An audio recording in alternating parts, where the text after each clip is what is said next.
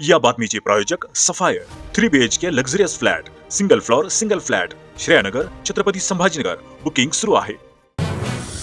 Vaijapur Times या digital news चॅनलमध्ये सर्वांचे स्वागत. नमस्कार, मी संजय पगारे आपल्यासाठी घेऊन आलोय दिवसभरातील घडामोडी. चॅनलमध्ये नवीन असाल तर कृपया चॅनलला सबस्क्राईब करा.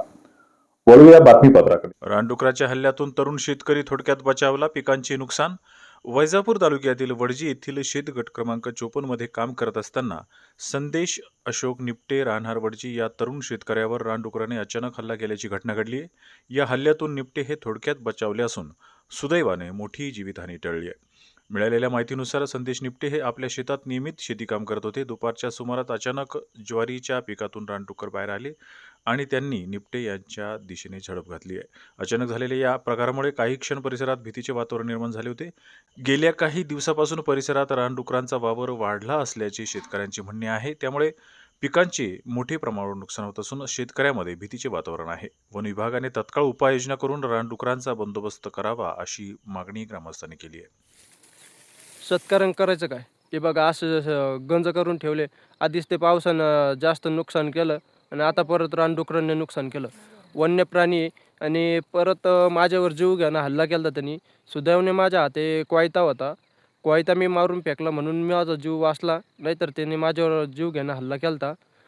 बिबट्या आहे, रानडुक्कर आहे, असे इत्यादी प्राणी आहे. माझी सरकारला एवढीच विनंती आहे की सरकारने लवकरात लवकर याच्यावर काही बंदोबस्त करावी, हीच नम्र विनंती. लासूरगाव येथे दारू तर आगाठाण येथे वाळू वाहतूक करणाऱ्या दोघांवर वैजापूर पोलिसांची कारवाई. वैजापूर पोलिसांनी 23 फेब्रुवारी रोजी सायंकाळी लासूरगाव शहाजतपूर फाटा येथे अवैध देशी दारूची वाहतूक करणाऱ्या एका तरुणास पकडले. आकाश अशोक बोर्डे वय 27 राहणार सम्राट अशोक कॉलनी लासूर स्टेशन तालुका गंगापूर हा दुचाकीवरून देशी दारूची वाहतूक करताना आढळला. त्याच्याकडून एकूण 58,400 रुपयांचा मुद्देमाल जप्त करण्यात आला आहे. या प्रकरणी गुन्हा दाखल करण्यात आला आहे.